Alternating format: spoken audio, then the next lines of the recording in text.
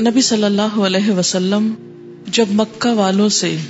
مایوس ہو گئے کہ اب مزید ان کے اندر دعوت حق قبول کرنے کی کوئی صلاحیت باقی نہیں رہی، تو آپ نے طائف کا رخ کیا کہ وہاں کے لوگوں کو اسلام کے بارے میں بتایا جائے.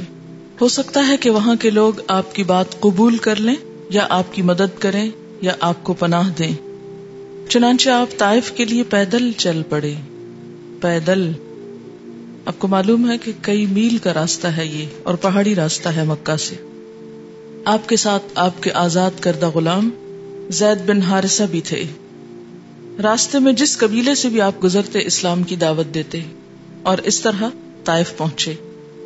اور قبیلہ ثقیف کے 3 سرداروں کا جو آپس میں بھائی تھے ارادہ فرمایا. انہیں اسلام کی دعوت دی اور تبلیغ اسلام کے لیے مدد چاہی، مگر انہوں نے منظور نہ کیا بلکہ بہت برا جواب دیا. آپ نے انہیں چھوڑ کر دوسروں کا ارادہ کیا، انہیں بھی اسلام لانے کی دعوت دی، ان کے سرداروں سے گفتگو کی اور اس کام میں 10 دن گزار دیے. لیکن کسی نے آپ کی بات نہ مانی، بلکہ یہ کہا کہ ہمارے شہر سے نکل جائیں. اپنے بچوں، اوباشوں اور غلاموں کو شے دی. چنانچہ آپ نے جب واپسی کا ارادہ کیا تو انہوں نے آپ کی دونوں جانب لائن لگا کر گالیاں دینی شروع کر دی اور بدزبانی کی. سب کچھ امیجن کرتے جائیں. نمبر 1 بات کسی ایک نے نہ مانی پورے شہر میں. اور جب آپ نے واپس آنا چاہا، اب دیکھیے کہ کن حالات میں نکلے. وہ ساری تفصیل تو میں آپ کو نہیں اس وقت بتا سکتی، لیکن ایک ہی جملہ کافی ہے کہ جب مکہ والوں کی طرف سے اب بالکل مایوسی ہو گئی کہ اور کوئی بھی ایمان نہیں لانے کا، یعنی پیچھے بھی کوئی راستہ نہیں، جہاں گئے ہیں وہاں بھی کوئی سننے والا نہیں. کس حال میں آپ واپس آ رہے ہوں گے اس کو ذہن میں لائیے. اور اگر وہ صرف خالی آپ کا راستہ چھوڑ دیتے کہ آپ واپس چلے جائیں تو بھی اور بات تھی، لیکن انہوں نے 2 طرف لائن لگا کر ایسے ہی جیسے کسی کے لیے جلوس نکالتے ہیں نا یا استقبال کرتے ہیں، سڑک کے 2 کنارے جیسے لوگ کھڑے ہو جائیں، اور جہاں سے آپ گزرتے آپ کا مذاق اڑایا جاتا، آپ کو گالیاں دی جاتی، آپ کے ساتھ بدزبانی کی جاتی، آپ کی توہین کی جاتی. یہ ہوتا ہے اللہ کے لیے رسوا ہونا. لیکن جب انسان اس حد تک تکلیف اٹھاتا ہے اور اتنی سیاہ رات ہو جاتی ہے تو وہیں سے روشنی پھوٹتی ہے.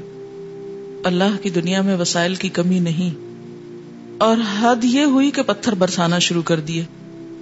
آپ کی ایڑی اور پاؤں زخمی ہو گئے، خون سے تر ہو گئے. حضرت زید جو آپ کو بچا رہے تھے ان کے سر پہ بھی کئی زخم آئے. اور حماقت کا یہ سلسلہ جاری رہا کہ آپ کو ایک باغ میں، عتبہ اور شیبہ کے باغ میں پناہ لینی پڑی. یہ باغ طائف سے 3 میل کے فاصلے پر ہے. آپ سوچے کہ 3 میل تک لوگ آپ کا پیچھا اسی حال میں کر رہے. ایک شخص پیدل چل رہا ہو اور اس کے ساتھ یہ سلوک کیا جائے. جب آپ باغ میں داخل ہو گئے تو پھر ساری بھیڑ واپس چلی گئی. باغ کے اندر آپ ایک دیوار کے ساتھ ٹیک لگا کر انگور کی ایک بیل کے سائے میں بیٹھ گئے، اور جو کچھ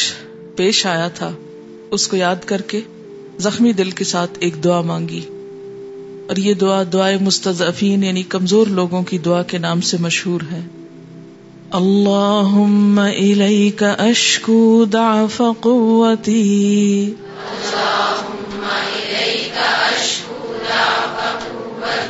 وقلت حیلتی وہوانی علی الناس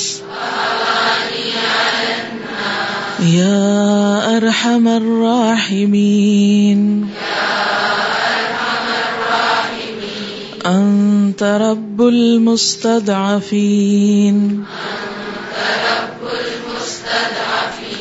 وأنت ربي إلى من تكلني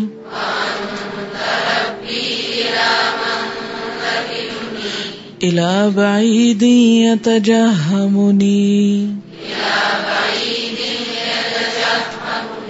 أم إلى عدو ملكته أمري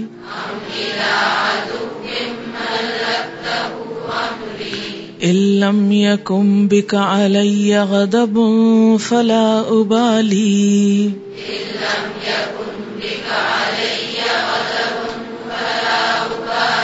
ولكن عافيتك هي أوسع لي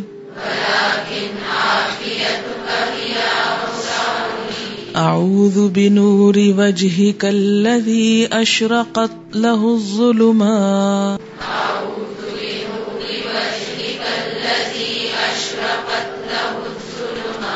وصلح عليه أمر الدنيا والآخرة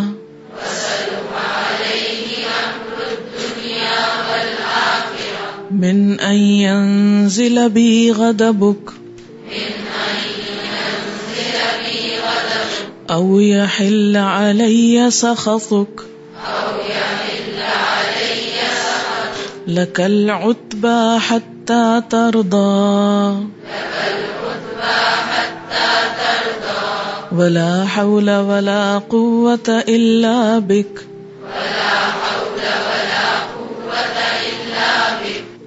اللہم اے اللہ الیکا تیری طرف تجھ سے اشکو میں شکایت کرتا ہوں ضعف قوتی اپنی کمزوری اور بے بسی کا وقلت حیلتی اور قلت کا حیلتی اپنے چارے کے یعنی اپنی بیچارگی کا مراد ہے وحوانیہ اور اپنی کمزوری بے قدری علی الناس لوگوں کے نزدیک اپنی بے قدری کا یا ارحم الراحمین اے ارحم الراحمین انت رب المستضعفین تو کمزوروں کا رب ہے وانت ربی اور تو ہی میرا رب بھی ہے الی من تکلنی تو مجھے کس کے حوالے کر رہا ہے الی بعیدن کسی بیگانے کے دور والے کے یتجہمنی جو میرے اوپر حملہ آور ہو جائے سختی اور تندی سے پیش آئے ام الی عدوٍ یا کسی دشمن کے ملکتہ امری جس کو تو نے میرے معاملے کا مالک بنا دیا ان لم یکن بک علی غضب اگر تیرا مجھ پر غضب نہیں غصہ نہیں فلا ابالی تو کوئی پرواہ نہیں ولیکن لیکن عافیتک تیری عافیت ہی اوسع لی وہ میرے لیے زیادہ کشادہ ہے زیادہ بہتر ہے اعوذ میں پناہ چاہتا ہوں بنور وجہ کا تیری ذات کے نور کی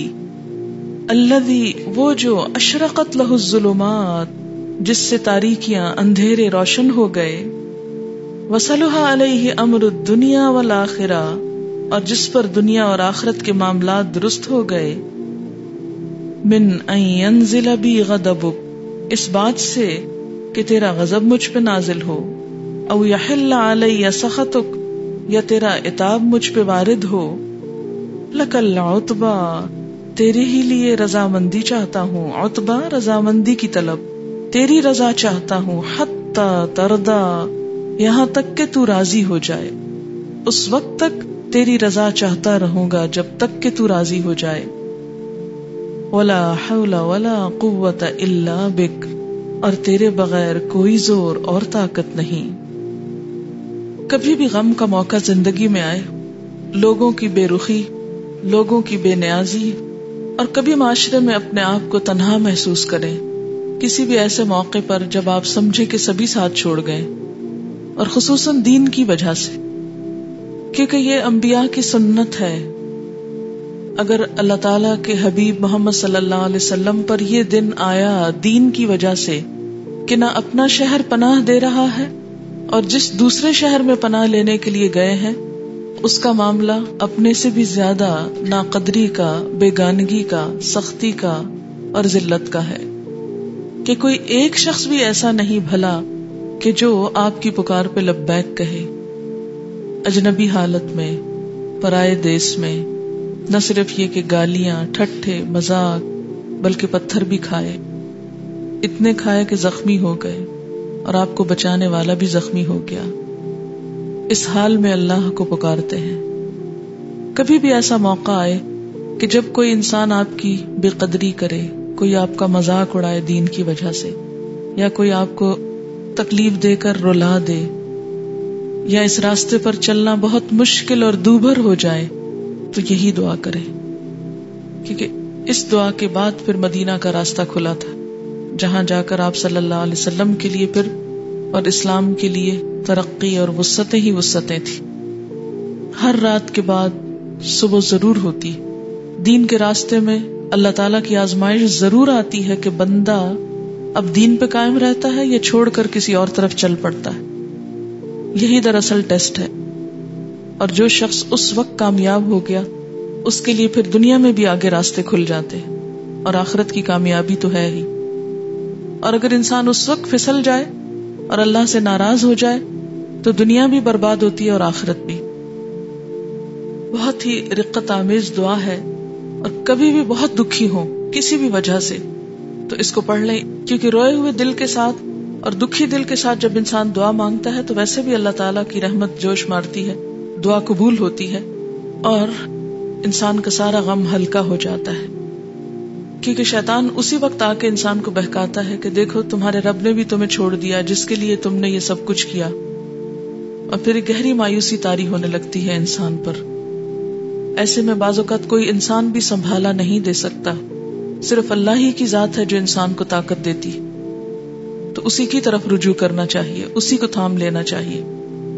اور سب سے خوبصورت الفاظ تو خود نبی صلی اللہ علیہ وسلم کے ہیں. آپ سے بڑھ کر الفاظ کس کے اچھے ہو سکتے ہیں, کیونکہ ہم تو خود بھی نہیں جانتے کہ ایسے موقعوں پر اپنے لیے مانگنا کیا چاہیے.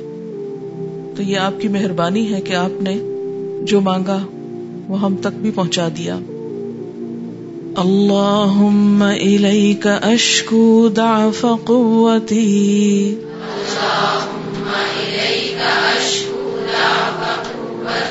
وقلت حیلتی وہوانی علی الناس یا ارحم الراحمین انت رب المستضعفین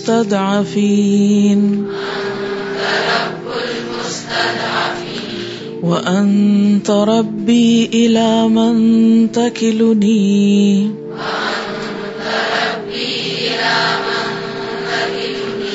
الی بعید یتجہمنی ام الی عدو ملکتہ امری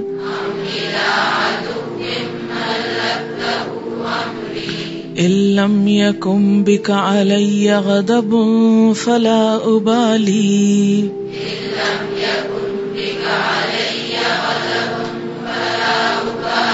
ولكن عافيتك هي أوسع لي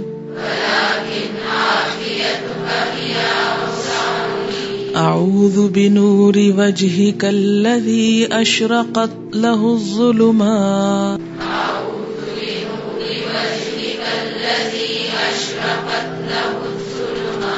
وصلح عليه أمر الدنيا والآخرة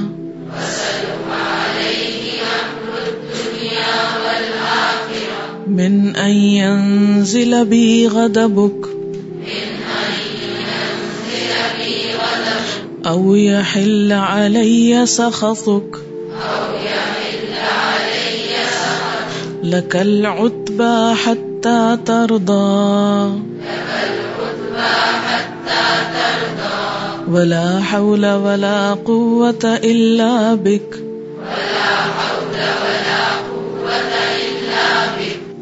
وآخر دعوانا ان الحمد للہ رب العالمین. سبحانک اللہم وبحمدک نشہد ان لا الہ الا انت